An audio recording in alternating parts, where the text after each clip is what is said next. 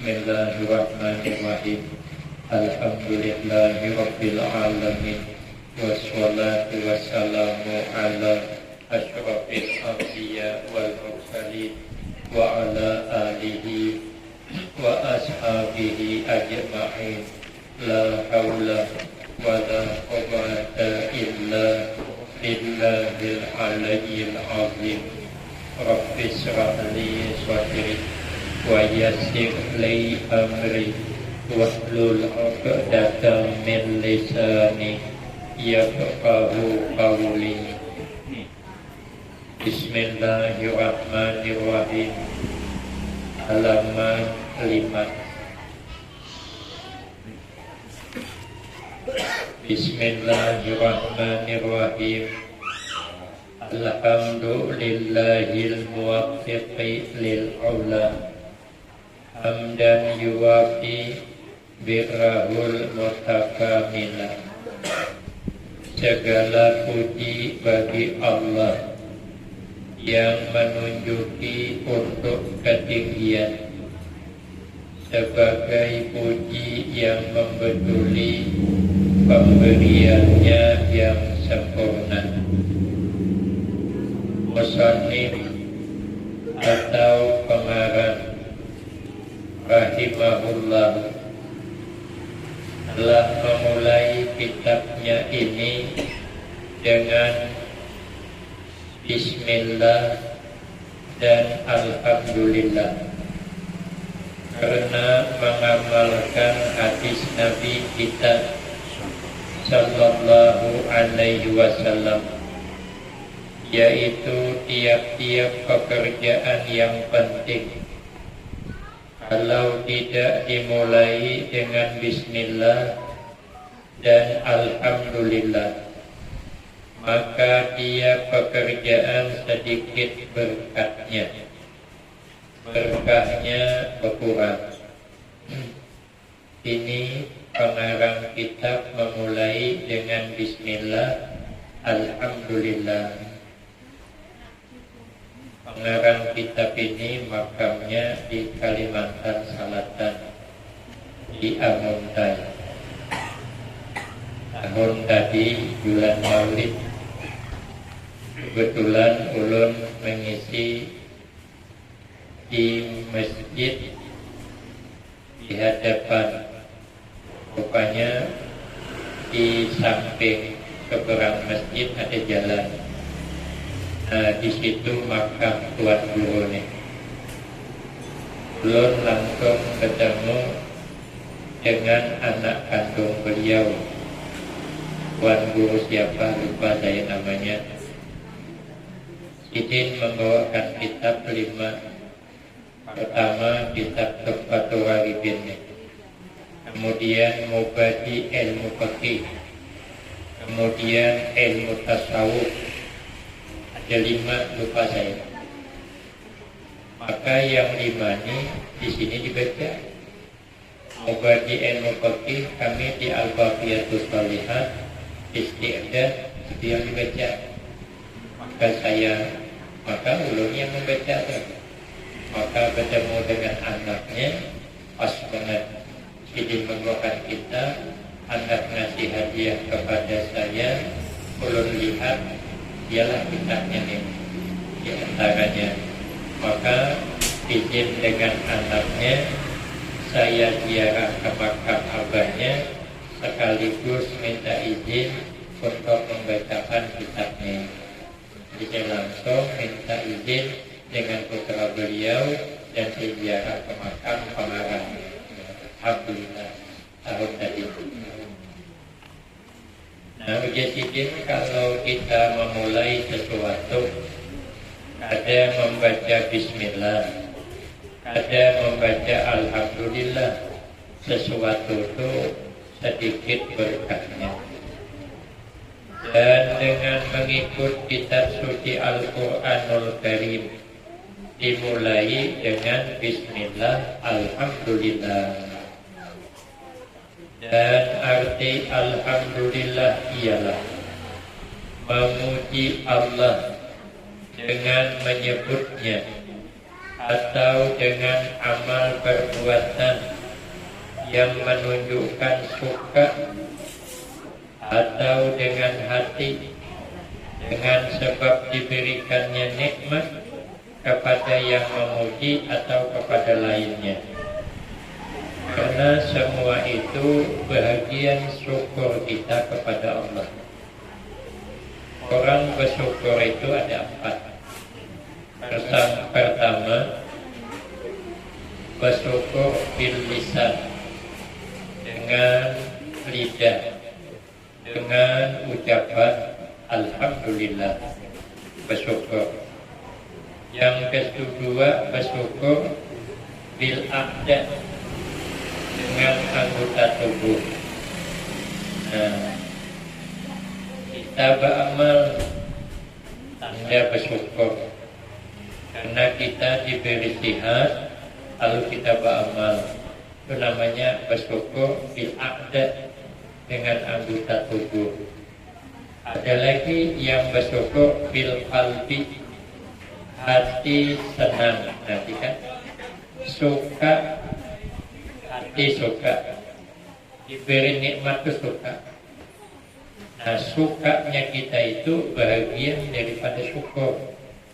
Makanya kita walaupun sedikit dapat rezeki, kita belajar suka. Apa yang Allah berikan, banyakkah sedikitkah itu nikmat, kita harus suka. Jangan mengeluh, jangan merasa sedikit, banyak sudah. Jangan pemamai, burung suwit, burung kunai, ada berduit, pemamai, ada syukuran. Makanya hati kita ini selalu bersyukur bil qalbi namanya. Ada yang ketiga, di sini kan 2 aja nah. Di sini bil lisan memuji Allah, atau dengan amal perbuatan bil aqda, atau hati senang bil qalbi. Nah, di lain keterangan ada syuting lagi. Apa dia? Bil tahaddus ala nikmat. Artinya tahaddus bin nikmah. Yang keempat, tahaddus bin nikmah, bersyukur, menyebut-nyebut dengan nikmat tadi. Itu kata Papa. Tapi katanya tahaddus bin nikmah beresiko. Apa resikonya? Bisa keumahan. Atau yang kedua, kalau orang menilai kita ini keungahan, gitu, sombong, itu narai. Makanya maunya kita ini selalu bercerita, alhamdulillah, saya dulu sejak kecil sudah diberikan Allah pertolongan, dapat beramal, bangun malam alhamdulillah, aku pada suara tinggal, bercerita tahaddus ala nikmah. Boleh kata Bapak. Wa amma bi nikmati rabbika fahaddis. Maka Tuan Syekh Abdul Qadir Al-Jailani radhiyallahu anhu, beliau selalu tahaddus bin nikmah. Jadi Abbasidin diundang. Waktu itu raja hendak menetapkan siapa yang diangkat menjadi wali kutub. Diundang semuanya. Jadi angkat jadi kepala wali. Rajanya wali juga. Yang jadi pemimpin wali. Jadi kalau ada tuan guru jadi pemimpin pas kan. Dari zaman Nabi jadi pemimpin. Meninggal Nabi, sahabat Abu Bakar jadi khalifah pemimpin. Sahabat Abu Bakar, sahabat Utsman. Jadi mun ada tuan guru jadi pemimpin, kita jangan komen. Kita tarawih al-khalifatul awal. Nah, khalifah itu pemimpin. Siapa? Abu Bakar Siddiq, pintuhan Nabi. Nah, yang kedua sahabat Umar. Kemudian al-khalifatus salis, sahabat Utsman, Umar pula. Sahabat Utsman kedua, sahabat Umar ketiga. Kemudian kena Al-Khalifatur Rabi'. Nah, siapa dia? Sahabat Ali. Raja Harun Rasyid, wali juga. Nah, Umar bin Abdul Aziz, sahabat Umar bin Abdul Aziz jadi pemimpin juga. Nah, jadi rajanya ini wali, mengundang para aulia Allah hendak menetapkan jadi kepalaan wali. Abu Saleh, Syekh Abu Saleh, abahnya Tuan Syekh dapat undangan. Tuan Syekh ini masih anak-anak lagi, masih anak-anak. Begitu abahnya dapat undangan, Tuan Syekhnya ada 4. Jaga abahnya, jangan ini undangan orang tua. Anak menetapkan siapa yang jadi kepalaan wali. Tapi anak sidin ada 4 bawa. Sekali sampai di hadapan istana raja, ada orang tua bertongkat keluar dari istana itu tergesa-gesa. Bertongkat disasahi oleh Tuan Syekh. Ini anak kok masih sasahinya rampasnya tongkatnya sejual mbak dan Tuhan. Nah, ya Abah Sidin, makanya ada kebawa ini bisa merampas tongkat nang Tuhan. Siapa nang Tuhan? Iblis. Dia hendak umpat bahagia hadir ketika wali terkumpul. Banyak wali sudah kumpul, iblis kada buka belum. Tahu kalau Tuan Syekh anak datang, buka iblis. Jadi iblis itu dari Sidin Haloi sudah takutan. Iblis buka. Nah, maka dirampas Sidin tahu kalau Sidin pada itu iblis. Masuk ke dalam 2 kisahnya. Dalam satu kisah, raja ini menyiapkan belanai. Belanai bari, kalau ayah belanai kisahnya. Belanai itu kayu guri. Dalam guri itu diadaki ikan, ditutup dengan kelambu hiram. Kalau mau nyampe suki, pulang. Ya, jangan salah sih cerita pulang ada guri kada. Tapi sama isinya ikan juga, ditutup dengan kelambu hiram. Nah, jadi akhirnya raja memberikan pertanyaan. Ujar raja, siapa yang dapat menjawab apa isinya yang ada di dalam isi kelambu ini? Apa isi daripada isinya yang dalam kelambu? 2 tantang pertanyaannya. Kalau isi dalam kelambu, belanai. Kalau satu kisah sumur, kolam. Tapi yang ditanya bukan kolam, ikan yang ditanya. Jadi berlapis pertanyaan tuh. Apa yang ada di dalamnya dalam kelambu ini? Artinya apa yang ada di dalam kolam tuh?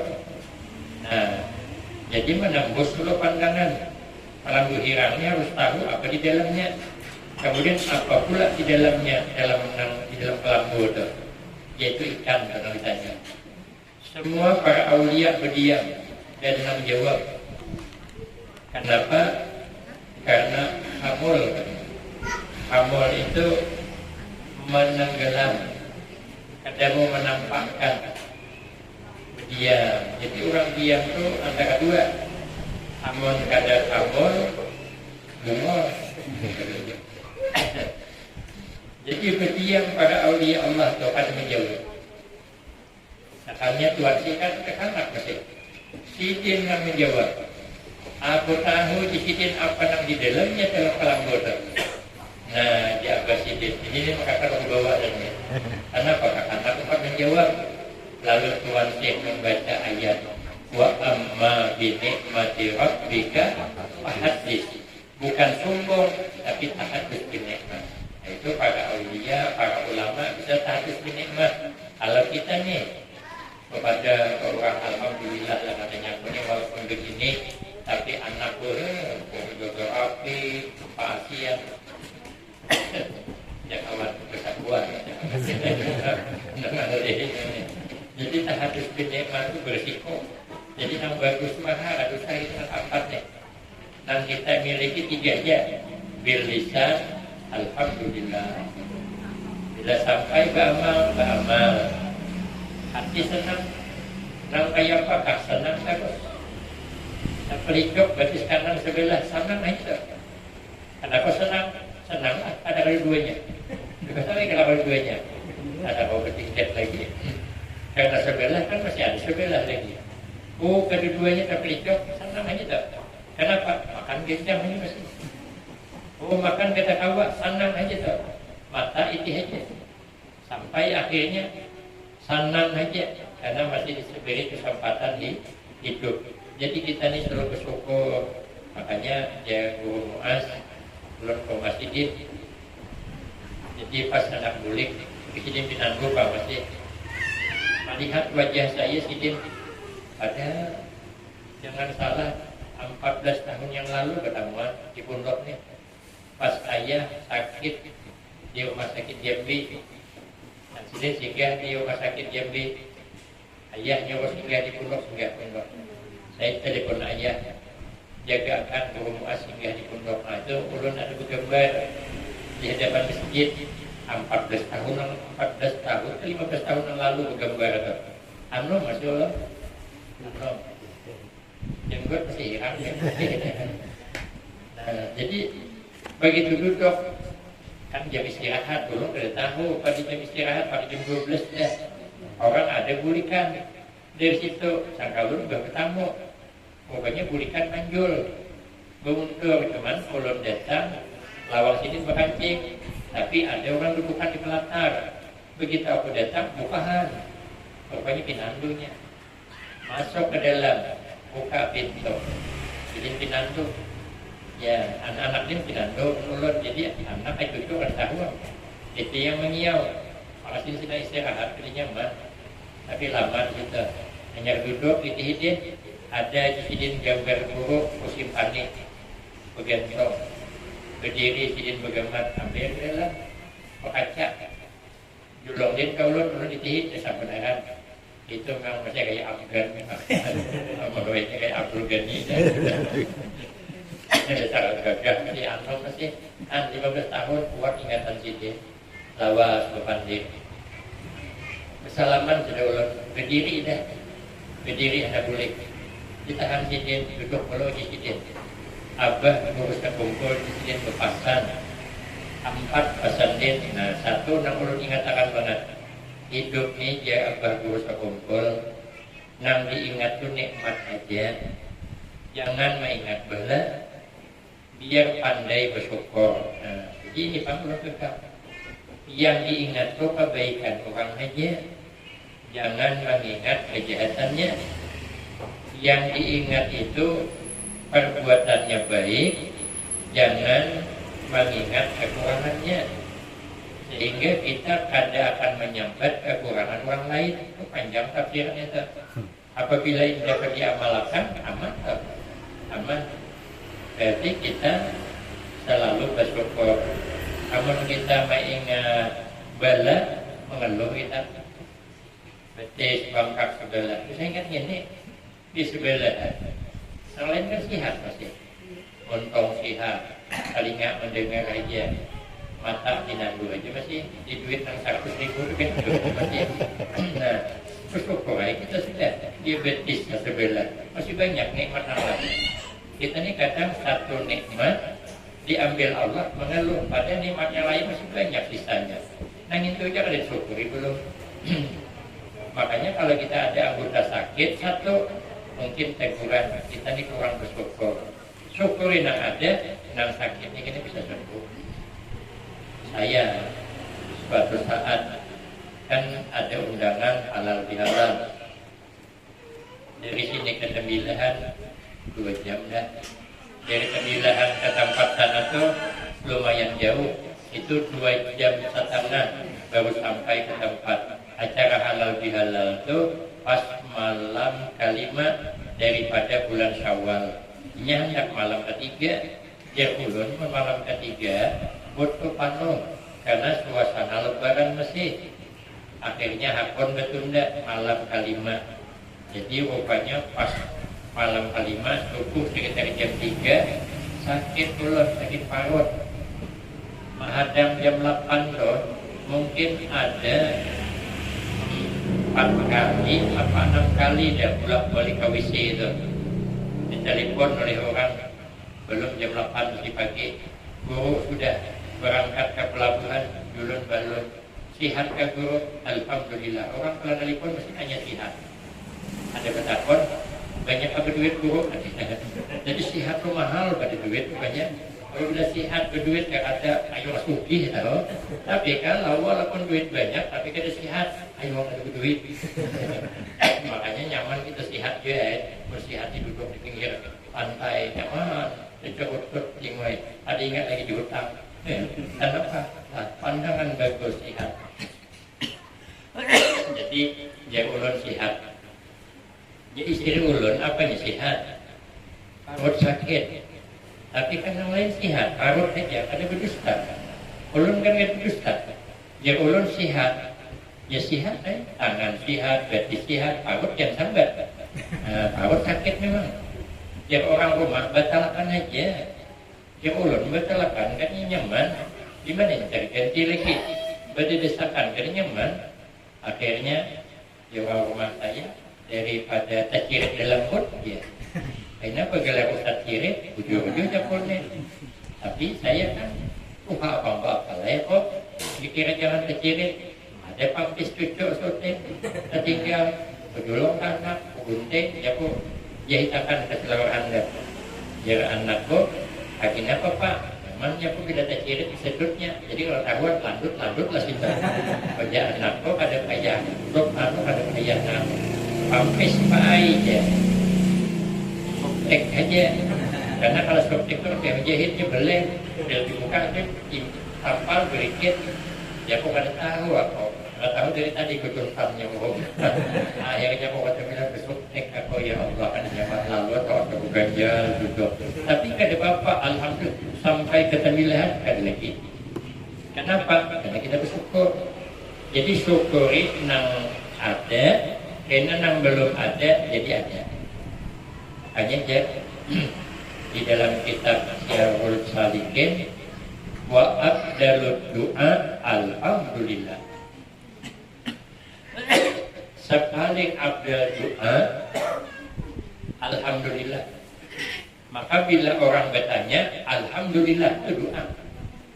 Jadi dibahas kenapa hadis Nabi mengatakan wa afdalud du'a alhamdulillah. Karena ucapan alhamdulillah itu menuntut syukur. Kalau sudah kita menuntut syukur, lain kata pasti ditambah. Karena Allah berjanji, la in syakartum la azidannakum. Berarti alhamdulillah itu adalah syukur kita kepada Allah, menuntut yang belum ada, berarti doa. Nah, makanya kita ini selalu alhamdulillah, alhamdulillah. Jadi kalau pula pemilihan gelombang berkurang, alhamdulillah, alhamdulillah. Bila berganal, astagfirullah, astagfirullah. Jadi minta ampun kita dengan Allah, karena kita hendak haloi, dihaloi pulang, alhamdulillah. Sampai ke pelabuhan, alhamdulillah. Tapi saya kemarin bulan puasa yang terdahulu tuh, aduh ada lagi bulan, alhamdulillah saya baca lagi, pasrah apa lagi, dia banyak berzikir apa. Karena angin ribut, awan pepatirnya, awan hujan lebat, ada kelihatan apa-apa.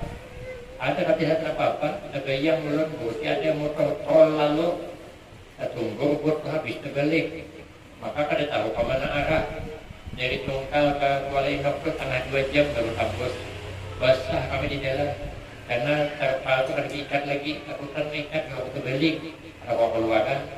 Jadi memang ada diikat ya. Cuman pergi busana, cuman pergi jam aja. Tapi kan diikat, akan belikan ikat memang. Karena lubangnya benar-benar. Paten pula berbunyi. Ada pula santri bilang, alumni sudah. Anu sebenarnya saja kalau paten berbunyi di laut tidak boleh mesin hidup. Mungkin itu bukan apa. Tidak karena mesin dia melapok mesin. Mana tujuannya? Tadi gelombang sebelah kanan, sakanya di depan.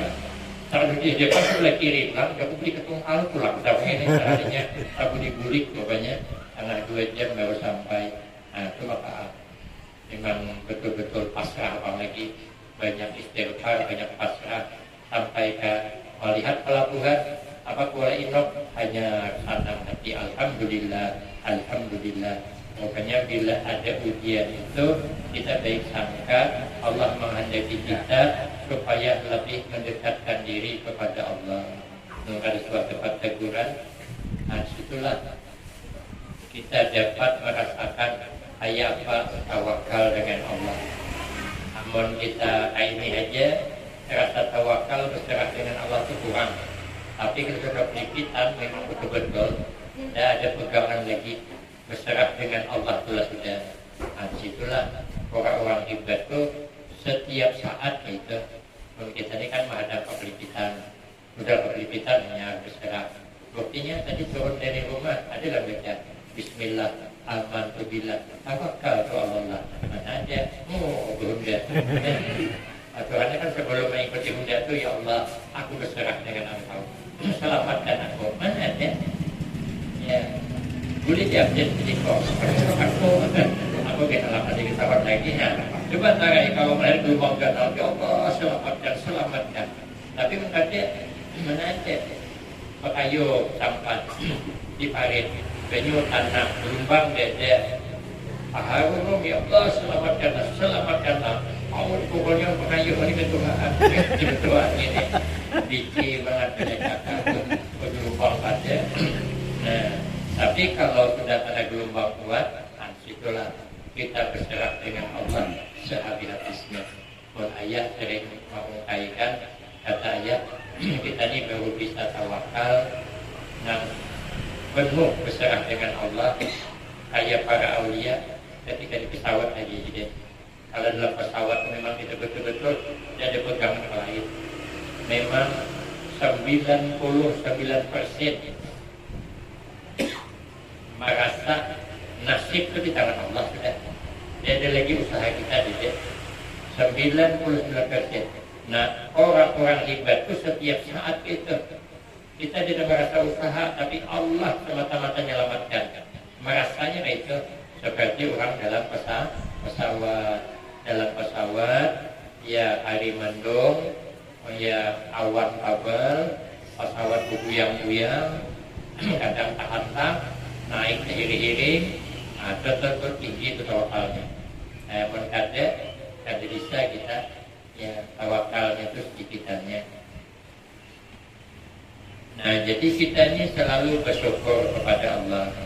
Di hati senang terus, jangan mengeluh dengan apa yang sudah Allah berikan kepada kita.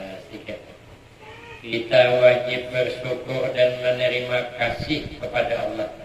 Nah, kalau diberi Allah bersyukur aja kita, terima aja. Ya banyak berduit, alhamdulillah. Ada berduit, ada bapak. Lahir anak ada bungas, ada masalah. Anak sebelah bungas banget. Ada abahnya kasihan banget. Mamanya kasihan, lupa pas-pasan. Tapi kenapa anaknya bungas? Mirip pula tuh dengan yang orang di sama orang gagah itu. Nah, timbullah hasad. Timbul hasad. Ya timbul dengki, datang fitnah. Makanya kita jadi orang sugi. Alhamdulillah, ada sugi kita apa-apa. Jangan kita, anak kita sugi. Tapi ternyata ada dan sugi orang mulai ya macam-macam sangkaan. Ada bertuyul lah macam-macam ya maka hanya boleh pulang pun dari jauh. Balah kita mengambil ilmu ya kalau lawasan pulang harus kedatangan palitan rugi pakajut. Kebetulan ya lalu ada orang gubernur berdua makanya jodohnya gubernur jadi kan kuliah bungol kurang dengki makanya kita jangan dengki orang. Nah, jadi kita menerima aja pemberian Allah dengan sebab nikmat dan pemberiannya kepada kita, baik nikmat di duniawi atau nikmat ya ukhrawi. Setelah kita dilahirkannya ke dunia ini serta diberinya nikmat mata awal melihat, ya dapat kita melihat, kita akan membantah ya Pak. Orang matanya bersalah operasi dan biayanya. Namun pada BPJS halo ya, tapi kan sakitnya itu kita bermata tahu melihat, telinga untuk mendengar. Ada bertelinga, bisa ada bertelinga aja. Tapi tuli, ya juga ada apa-apa. Nah, akal untuk dapat kita berpikir dan menerima ilmu pengetahuan yang berguna untuk keselamatan, nikmat kesehatan, harta benda dan sebagainya, tak dapat kita menghitung kesemuanya. Nikmat yang ada di kita kita menghitung berapa banyaknya. Kita menghirup udara ini berapa. Kalau kita dipakai oksigen, orang garing orang pakai oksigen sehari setahun jutaan. Nah, kalikan sebulan 30 juta kali setahun. Nah, itu kita bayari. Kalau kita pakai oksigen terus, nah, ini kita menghirup udara bebas dan berbayar. Banyak nikmat yang Allah berikan kepada kita. Nikmat kesehatan tadi tak dapat kita menghitung kesemuanya. Firman Allah, wa in ta'uddu nikmatallahi la tuhsuha. Dan jika kamu menghitung akan nikmat pemberian Allah, niscaya kamu tak dapat menghinggakannya. Tetapi hendaklah kita ketahui bahwasanya nikmat dan pemberian Allah yang terbesar di dalam dunia ini ialah nikmat akal dan dapat beriman kepadanya. Maka nikmat yang terbesar kita diberi akal oleh Allah dan kita menjadi orang beriman. Maka nikmat yang terbesar nikmatul iman wal Islam. Nah, supaya nikmat iman jangan hilang, kita hidup harus selalu bersyukur. Yang kedua, kita ingat hidup pasti mati. Yang ketiga, supaya iman dipelihara Allah, jangan suka menganiaya orang dengan pangkatnya, dengan kehebatannya, dengan pengaruhnya, dengan cakapnya. Jangan orang teraniaya sebab kita. Insya Allah, kata Imam Abu Hanifah, iman dipelihara Allah. Karena yang dikhawatirkan iman itu kada dipelihara Allah. Pertama, ada pandai bersyukur. Yang kedua, ada ingat mati. Yang ketiga, suka menzalimi orang dengan cakap, dengan pengaruhnya, dengan jabatannya dan sebagainya. Itu dikhawatirkan matinya tidak membawa iman, tapi tidak pasti, cuma dikhawatirkan. Mudah-mudahan iman kita senantiasa dipelihara Allah. Amin. Allahumma. Bismillahirrahmanirrahim. Alhamdulillahirabbil alamin. Wassalatu wassalamu ala asyrafil anbiya wal mursalin wa ala alihi wa ashabihi ajma'in. Allahumma ighfir lana dzunubana wa liwalidina wa limasyayikhina wa li jami'il mu'minina wal mu'minat wal muslimina wal muslimat al ahya'i minhum wal amwat. Allahumma ij'alna wa auladana wa talamizana min ahlil ilmi wa ahli taqwa wa ahli khair wa ahli al-Qur'an wa la taj'alna wa iyahum min ahli al-jahl wa ahli al-khair. Allahumma zidna ilman nafi'an wa amalan mutaqabbala wa rizqan halalan wasi'an mubarakan fih. Rabbana atina fid dunya hasanah wa fil akhirati hasanah wa qina adzabannar. Wa sallallahu ala sayyidina Muhammad wa ala alihi wa sahbihi wasallam. Walhamdulillahi rabbil alamin. Taqabbalallahu minkum minna wa minkum taqabbal.